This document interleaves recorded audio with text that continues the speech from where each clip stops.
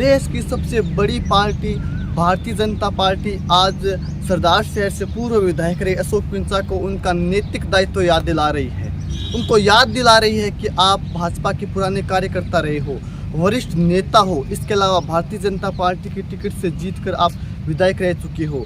तो ऐसे में आपका नैतिक दायित्व बनता है कि आप भारतीय जनता पार्टी के समर्थित विधायक होने के नाते, पूर्व विधायक होने के नाते आप मौजूदा सभापति राजकरण चौधरी का समर्थन करें। आपका ये नैतिक दायित्व ही बनता है। तो आज आखिर ये कौन सी नौबत आन पड़ी कि भारतीय जनता पार्टी, जो कि दावा करती है कि विश्व की सबसे बड़ी पार्टी है, उसे आज अपने पूर्व विधायक को नैतिकता का पाठ पढ़ाने की नौबत आखिर क्यों आई? दरअसल के पीछे कई सारी वजह है, क्योंकि जिस प्रकार से अविश्वास प्रस्ताव लाया गया सभापति राजकरण चौधरी के खिलाफ, उसके बाद से सभापति राजकरण चौधरी अपने आप को बचाने के लिए हर संभव प्रयास कर रहे हैं। और कोई भी नेता करता है अपनी कुर्सी बचाने के लिए, इसमें कोई नई बात नहीं। लेकिन कहीं ना कहीं सभापति राजकरण चौधरी को काफ़ी मशक्क़त का सामना करना पड़ रहा है।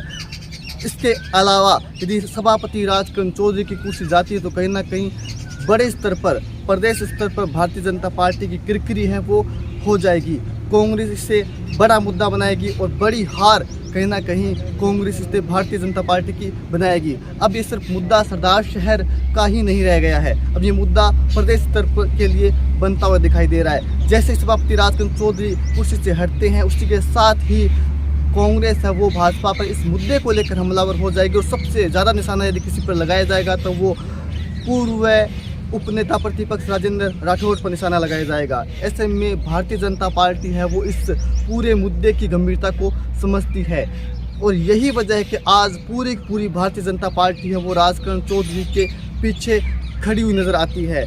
एक लेटर जहां अशोक पिंचा को गया तो वहीं दूसरा व्हिप है वो भी पार्षदों को जारी भारतीय जनता पार्टी ने कर दिया है।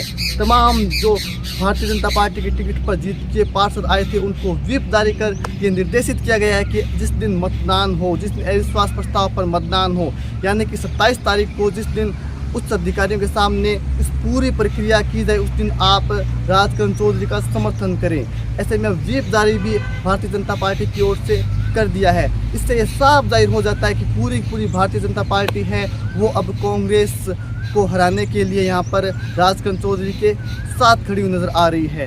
और एकदम ये भी साफ है कि अब एक प्रकार से वार्निंग है वो कहीं ना कहीं अशोक पिंचा को इस लेटर के माध्यम से दी गई है। उन्हें नैतिकता का पाठ भी यहाँ पर भारतीय जनता पार्टी की ओर से पढ़ाया गया है और बताया गया है कि आखिर आपको हमने क्या क्या दिया है। कहीं ना कहीं ये देखना होगा कि यदि अब अशोक पिंचा है वो क्या करते हैं, क्योंकि अब तक अशोक पिंचा है वो पर्दे के पीछे ही पूरा खेल कर रहे थे। लेकिन अब भारतीय जनता पार्टी ने भी मान लिया है कि इस पूरे षड्यंत्र के पीछे यदि कोई नेता है तो वो अशोक पिंचा है, क्योंकि उस लेटर में साफ साफ कहा गया है कि आपके समर्थित पार्षदों ने ये अविश्वास प्रस्ताव रखा है। इसके अलावा आपकी भी इसमें भूमिका है वो पाई गई है, ये इस लेटर में लिखा गया है। इस लेटर में और कुछ क्या लिखा हुआ है, चलिए हम चलते हैं। हमारे साथ मनोज इस समय जुड़ चुके हैं, मनोज से जान लेते हैं आखिर इस लेटर में क्या कुछ है। जी मनोज बताइए, क्या है इस लेटर में खास और क्या कुछ इस लेटर में कहा गया है? ये 2 लेटर जारी किए गए हैं, एक में जहाँ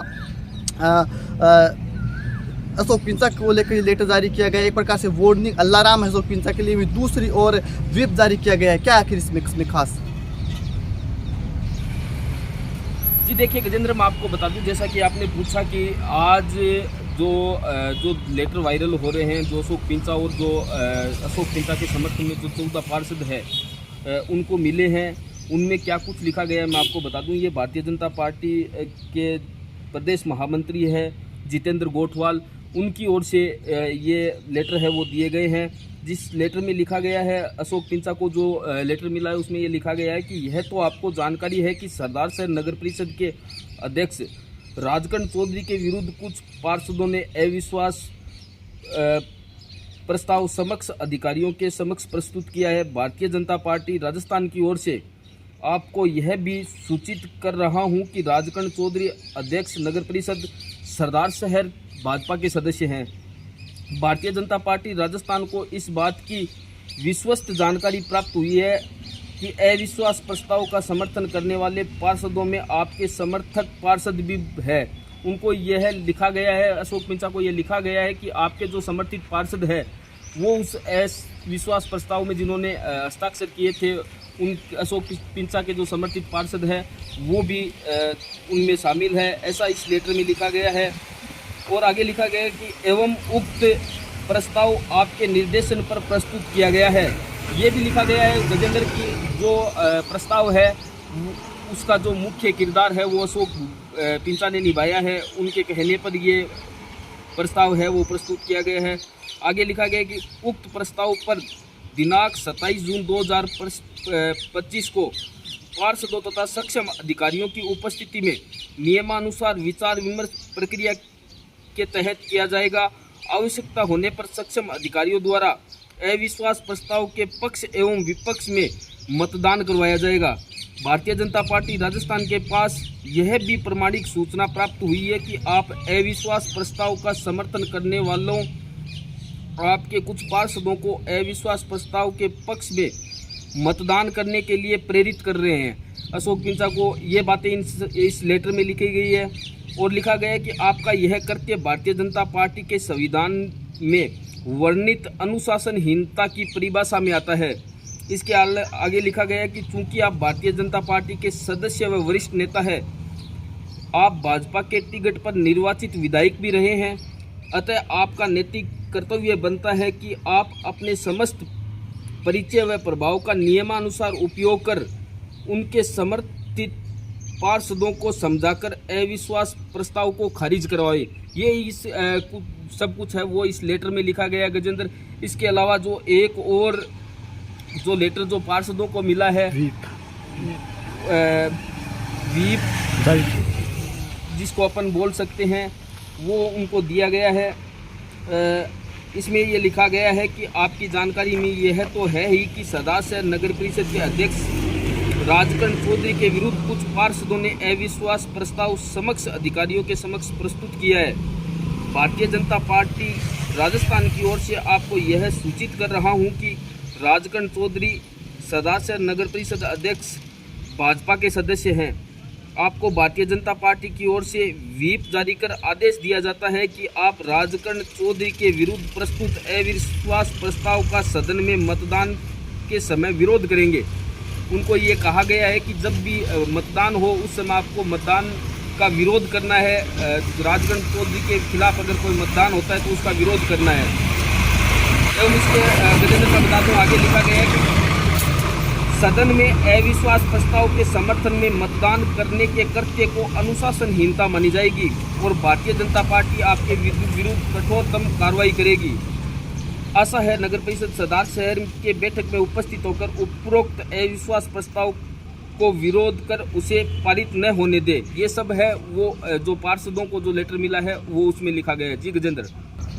शुक्रिया मनोज तमाम जानकारी देने के लिए। तो मनोज ने बताया कि आखिर किस प्रकार से व्हीप जारी है वो किया गया है उन पार्षदों को लिए जो 14 पार्षद जीत के आए थे जिनके साइन है वो राजकर्ण चौधरी के खिलाफ है। इसके अलावा अशोक पिंचा को लेकर भी एक लेटर जारी किया गया है और एक प्रकार से वार्निंग अलार्म हम अशोक पिंचा के लिए कह सकते हैं।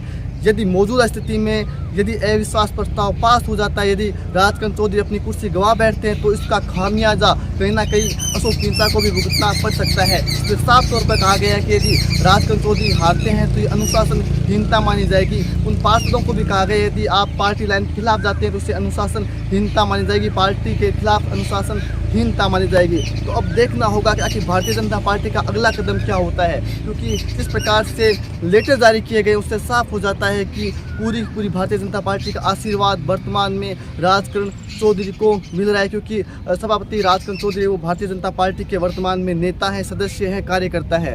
तो ऐसे में भारतीय जनता पार्टी कभी नहीं चाहेगी कि उनके समर्थित जो सभापति हैं वो अपनी कुर्सी से हट जाएं, क्योंकि इसका मैसेज है वो सिर्फ सरदार शहर या चूरू तक सीमित नहीं रहेगा। इसका मैसेज है वो प्रदेश स्तर पर जाएगा। इसके बाद क्या होगा वो भारतीय जनता पार्टी भी जानती है, क्योंकि एक तरफ जहाँ कुर्सी गंवाएगी भारतीय जनता पार्टी, दूसरी ओर यहाँ पर हमलावर है वो कांग्रेस भारतीय जनता पार्टी पर हो जाएगी। और सबसे ज़्यादा निशाने पर कोई होंगे तो वो राजेंद्र राठौड़ होंगे, क्योंकि वो प्रदेश की राजनीति करते हैं और चूरू के वो नेता हैं। सरदार शहर में इनका बड़ा दखल है। यदि यहाँ पर भी वो अपने सभापति को नहीं बचा पाते हैं तो कहीं ना कहीं बड़ा धक्का है वो राजेंद्र राठौड़ को लगेगा। इसकी गंभीरता राजेंद्र राठौड़ जानते हैं और ऐसे में राजेंद्र राठौड़ भी अपनी ओर से पूरा प्रयास है वो कर रहे हैं, ऐसा हमें सूत्र बताते हैं। इसके अलावा अब प्रदेश स्तर के नेता भी इस पूरे प्रकरण पर न सिर्फ नज़र बनाए हुए हैं बल्कि अब इस पूरे प्रकरण के ऊपर वो खुलकर राजकरण चौधरी के समर्थन में उतर आए हैं। ऐसे में अब सरकार भारतीय जनता पार्टी की है तो उसका लाभ भी राजकरण चौधरी को मिलेगा, इसमें कहीं कोई दो राय नहीं है। और यही सबसे बड़ी चुनौती है वो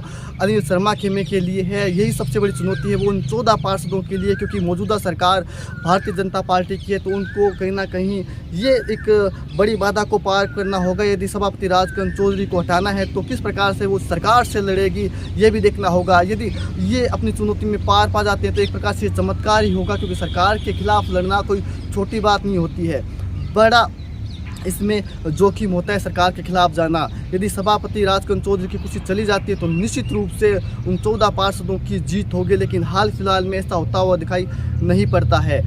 जिस प्रकार से सरकार अब पूरी समर्थन में जुट आई है राजकरण चौधरी के, ऐसे में कहीं ना कहीं चिंता है वो अब बढ़ चुकी है विपक्षी खेमे की। इसके अलावा एक प्रकार से वार्निंग अलार्म भी अशोक पिंचा के लिए बच चुका है, क्योंकि अब भारतीय जनता पार्टी ने मान लिया है कि इस पूरे के पूरे खेल के पीछे आपका हाथ है। उन्होंने मान लिया है कि जो समर्थित पार्षद है आखिर वो किसके दिशा निर्देश पर चल रहे हैं। ऐसे में अब अशोक पिंचा का अगला कदम क्या होगा ये भी देखना दिलचस्प होगा, क्योंकि अभी तक वो सामने नहीं आए थे, वो बिल्कुल पर्दे के पीछे जो भी कर रहे थे वो पर्दे के पीछे कर रहे थे, लेकिन अब भारतीय जनता पार्टी ने इसे मान लिया है कि इसमें आपका भी रोल है। तो अब अशोक पिंचा का क्या कदम होगा, क्योंकि सराज शहर की बात करें तो यहाँ पर अशोक पिंचा की भी अच्छी पकड़ मानी जाती है और जो पार्षद है उनके बीच विशेष रूप से शहरी क्षेत्र में अशोक पिंचा के समर्थित पार्षद है वो पक्के वाले पार्षद है। जिस प्रकार से भंवरलाल शर्मा के जो कार्यकर्ता थे वो एकदम पक्के वाले कार्यकर्ता होते थे, चाहे किसी भी पार्टी से टिकट लेके आ जाए उन्हें कोई फर्क नहीं पड़ता था, वो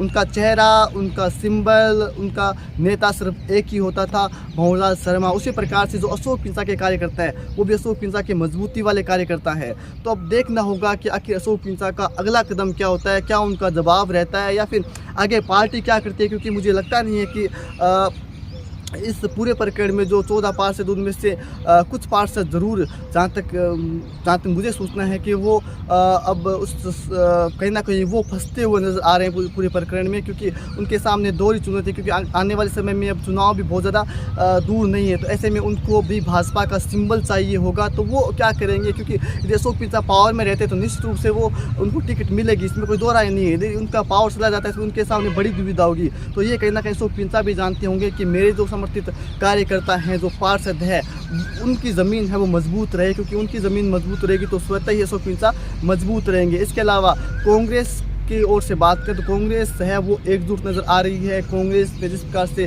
दिवंगत भंवरलाल शर्मा सर्वे सर्वा होते थे, उसी प्रकार से आज अनिल शर्मा पार्टी के लिए सर्वे सर्वा है। उनका चेहरा काफ़ी है उनके पार्षदों के लिए, उनके चेहरे पर वोट पड़ेंगे और उनके पार्षद जीत के आ जाएंगे। तो उनके सामने कहीं कोई चुनौती नहीं है। चुनौती सबसे ज़्यादा है किसी के सामने तो वो उन 14 पार्षदों की सामने है, क्योंकि अब उनके सामने बड़ा चैलेंज है एक प्रकार से। पहले तो इस अग्नि परीक्षा को पार करना, फिर उसके बाद में उनके सामने दूसरी चुनौती ये होगी, यदि वो किसी भी प्रकार से राजकरण चौधरी को हटा देते हैं तो निश्चित रूप से उनकी बड़ी जीत होगी, उनकी जय होगी। लेकिन अगर अविश्वास प्रस्ताव गिर जाता है तो कहीं ना कहीं उनको बड़ा डेंट लगेगा। इसके अलावा एक चुनौती उनके सामने ये भी होगी, यदि राजकरण चौधरी हट जाते हैं तो अगला सभापति कौन होगा। यदि अगला सभापति कांग्रेस से बन जाता है तो निश्चित रूप से वो हाशिए पे चले जाएंगे, इसमें कहीं कोई दो राय नहीं। तो उसके सामने अब अशोक पिंचा के सामने दोहरी चुनौती ये है कि अपने समर्थित कार्यकर्ताओं को बचाए रखना, उनको मजबूत करना और कैसे भी करके इस पूरी चुनौती को समझदारी पूर्वक पार करना। हालांकि जहाँ तक मैं अशोक पिंचा को जानता हूँ वो काफ़ी सुलझे हुए राजनीतिज्ञ, इसके अलावा महारत हासिल है अशोक पिंचा को राजनीति की, क्योंकि मैंने कई दफ़ा उनके इंटरव्यू किए हैं। वो हर बार बताते हैं कि कोई भी बात मुझसे निकलवाना मुश्किल ही नहीं, नामुमकिन है। निश्चित रूप से अशोक पिंचा बड़े राजनीतिज्ञ हैं, इसमें कोई शक नहीं है, क्योंकि भंवरलाल शर्मा जैसे दिग्गज राजनीति के सामने जिस प्रकार से वो चुनाव लड़ते रहे, उस प्रकार से हम कह सकते हैं कि अशोक पिंचा भी एक जटिल राजनीतिज्ञ, उनको समझ पाना भी हर किसी की बस की बात नहीं, हर किसी की बूते की बात नहीं है। अशोक पिंचा ने भी सोच रखा होगा, क्योंकि अशोक पिंचा का पता था किस प्रकार की परिस्थितियाँ उनके सामने आएगी और ज़रूर आएगी, तो उन्होंने पहले से इन सब से निपटने के लिए तैयारी कर रखी होगी। हमें तो जानकारी यहाँ तक है कि जिस दिन अविश्वास प्रस्ताव रखा गया था उसी दिन अशोक पिंचा को बोल दिया गया था कि ये आपका आत्मघाती कदम है, इससे आपको बड़ा नुकसान होगा, इससे आपको आपकी राजनीति को बड़ा धक्का लगेगा। लेकिन अशोक पिंचा ने उसी दिन बोल दिया था अपने नेताओं को कि आखिर आज मैं कहाँ खड़ा हूँ, इससे ज़्यादा मेरा नुकसान और क्या होगा। तो अब देखना होगा कि आखिर अशोक पिंचा का अगला कदम क्या होता है और क्या भारतीय जनता पार्टी का अगला रुख होता है।